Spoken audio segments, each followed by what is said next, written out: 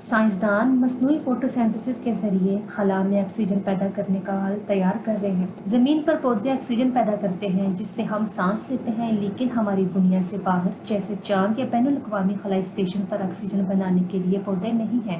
پانی کے الیکٹرالسس کے ذریعے آکسیجن پیدا کرنے کا طریقہ سب سے عام ہے۔ اس عمل میں بجلی کی ضرورت ہوتی ہے، لیکن سائنسدان اب ایسے آلات بنا رہے ہیں جو پودوں کے فوٹوسینتھسس کی نقل کرتے ہیں تاکہ پانی کو بغیر بجلی کے استعمال کیے ڈائریکٹ سورج کی روشنی سے آکسیجن میں تبدیل کیا جا سکے۔ یہ آلات دھاتی اجزاء کے ساتھ سیمی کنڈکٹر مواد کا استعمال کرتے ہوئے پانی اور سورج کی روشنی سے آکسیجن پیدا کرتے ہیں۔ چاند اور مریخ پر پانی پایا جاتا ہے، اس لیے یہ ٹیکنالوجی مستقبل کے خلا بازوں کو ان کے ریسرچ مشن کے دوران سانس لینے کے لیے تازہ آکسیجن فراہم کر سکتی ہے۔ مصنوعی فوٹوسینتھسس کا پروسیس نہ صرف خلا میں ریسرچ میں مدد دے سکتا ہے، بلکہ ہم یہاں زمین پر اپنے گرین انرجی کے اہداف کو پورا کرنے کے قریب بھی آ سکتے ہیں۔